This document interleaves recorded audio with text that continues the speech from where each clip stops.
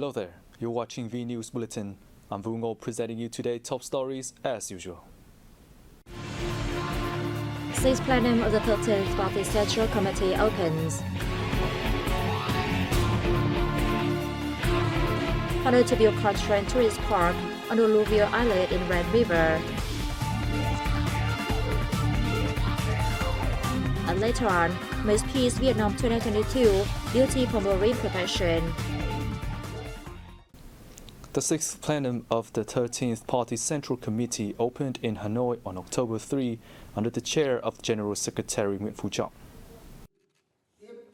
Addressing the event, Party General Secretary Nguyễn Phú Trọng called for efforts to maintain macroeconomic foundations and stimulate growth to prepare for all probable scenarios, especially in later 2022 and 2023.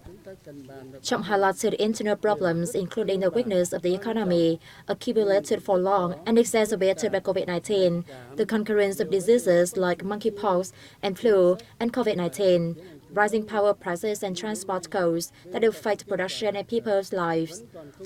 He urged delegates to seriously consider all the reports from relevant authorities to figure out the lessons, identify the challenges to overcome, and prepare for the near future with pandemic control and socio-economic recovery, maintenance of macroeconomy, and ensuring social welfare in mind.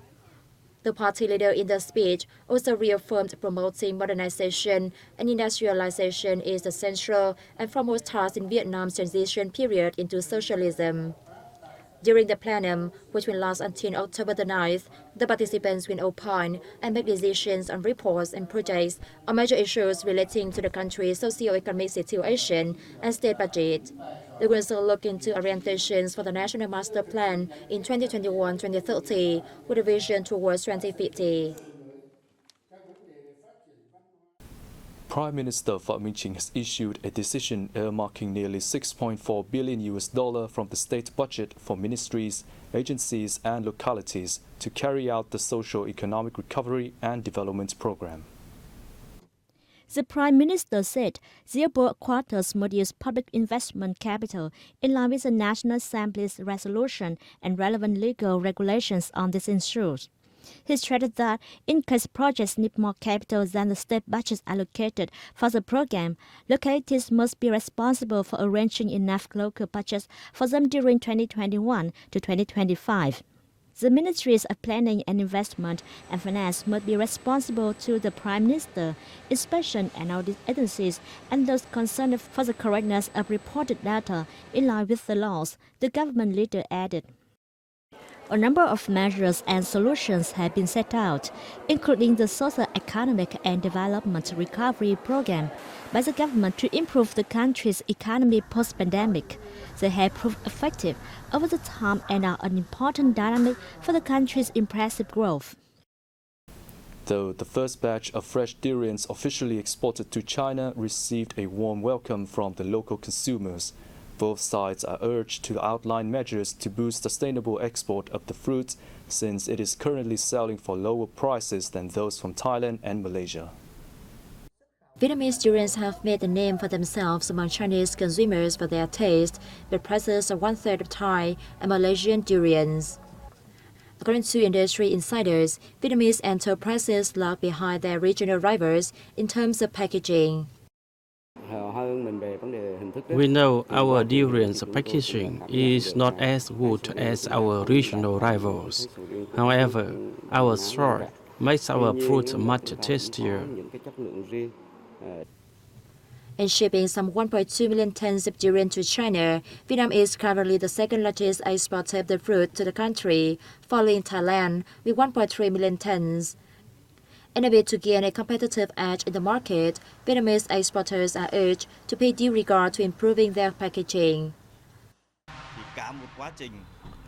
Satisfying the requirements of Chinese importers in production processes, packaging, and transport is a prerequisite for promoting sustainable shipments of durians to the country. Vietnamese authorities said that following the export of the first batch of durians, the industry should be put under closer scrutiny, especially plantation areas that are qualified for official exports. We will ask durian growers to improve their product quality. In the meantime, quarantine authorities at border gates are required to examine the quality of production and packaging. China is increasing its imports of durians, with spending accounting for some 20% of the world's total. Vietnamese enterprises have a great opportunity to expand their market share, but need to resolve issues regarding quality, prices, and brand positioning. Social policy credit is among the key solutions from the party and the state in implementing national target programs on poverty reduction, new rural area construction, and social security assurance. In recent years, capital flows from the policy have proven effective. With 70 million dong, some $3,000 in loans from the Bank for Social Policies, Mr. Thang invested in buying fertilizer and paying workers to restore his orchard.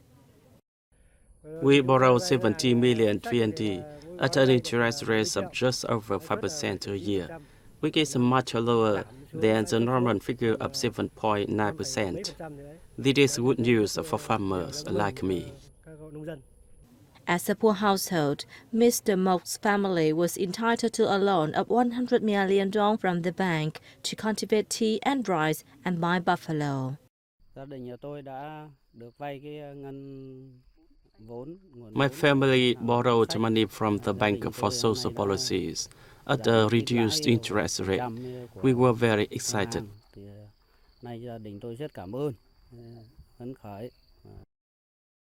The implementation of preferential credit programs has always been closely followed by the Bank for Social Policies with the aim of realizing socio-economic development goals.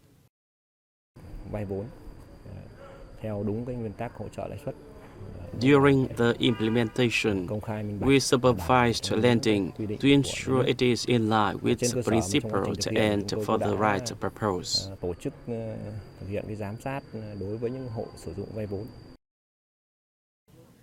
To have people access loans, the Bank for Social Policies has accelerated administrative reforms and ensured disbursement to beneficiaries.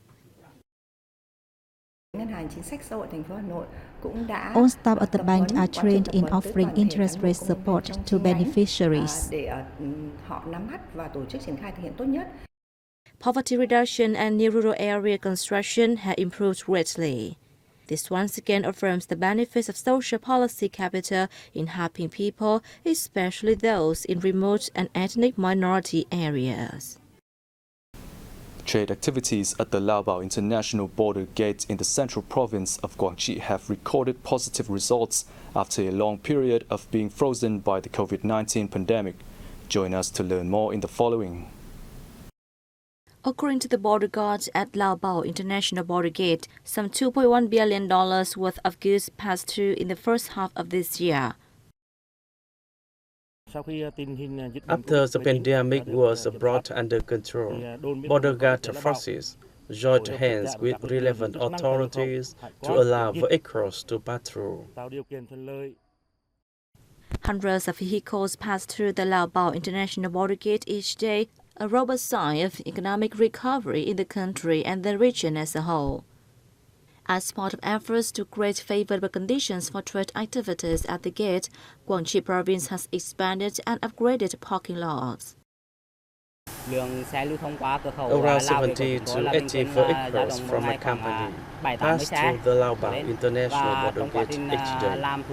Facilitation of procedures is made at the gate, helping import-export companies. The reopening of the border gate has helped more traders reduce costs, especially with gasoline prices on the rise. Improved trade will contribute significantly to Guangxi Province's economic breakthroughs in the future.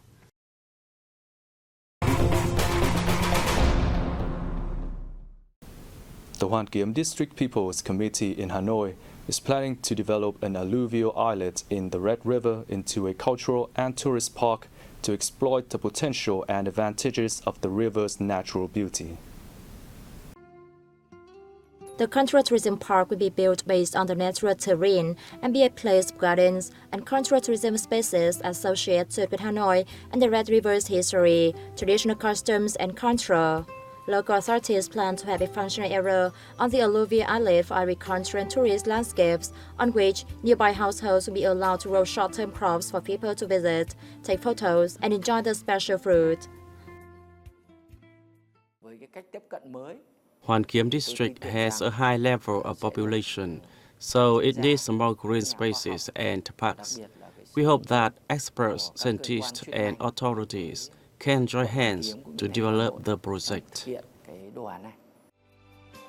Lawns will be interspersed with existing perennial trees to create greenery, while sites for entertainment and sports, fishing, swimming, diving, and river sightseeing will be created.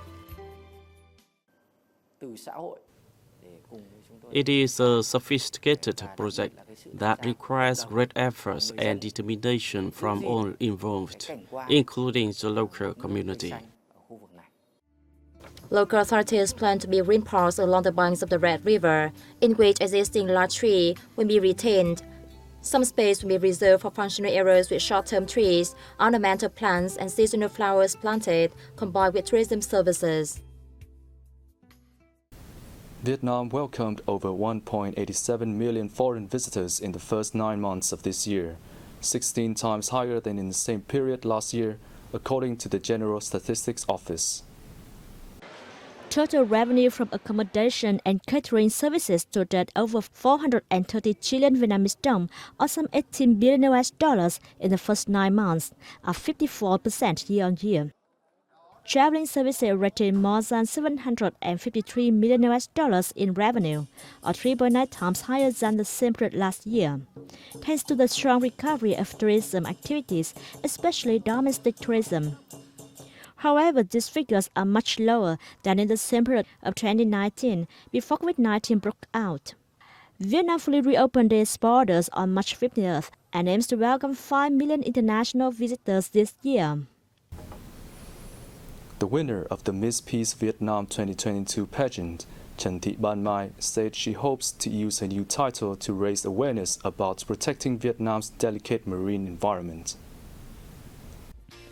According to the organizing board, in addition to honoring the charm of Vietnamese women and affirming the position of Vietnamese beauty on the global map, the pageant also aims to raise awareness about maritime protection. Winning the pageant, the Miss B said, has provided a larger platform for her to share her interests and raise awareness about important issues that need immediate attention. Protecting the maritime environment needs a long-term plan for practical works. Our marine environment is delicate and very important, and we need to do whatever it takes to protect it. Each contestant will act as peace messengers, contributing to building peace and creating prosperity. Their activities will focus on 5 main factors, namely protecting Vietnam's marine enrichment, protecting the living environment, ending domestic violence, protecting and advocating for the vulnerable in society, and protecting children's rights. Nguyễn Thùy Linh, Vietnam's top female badminton player, has won the women's single at the Yonex Sunrise Vietnam Open Badminton Tournament after beating her Malaysian rival. Thùy Linh beat Go Jin Gui of Malaysia in the final match in Ho Chi Minh City on October 2nd with a close score of 21-15 in the first set and 21-13 in the second. That is the first time a host female player has earned the championship title at Vietnam Open. Last month, Linh, the world number 58, won the Yonex Badminton International 2022, her first title in 2 years. Earlier, she won twice at Bangladesh International in 2018 and 2019. And the men's singles, Kodai Naraoka of Japan beat China's Sung Fei Xiang 2-1 to win the tournament. The tournament brought together 221 athletes from 14 countries and territories worldwide.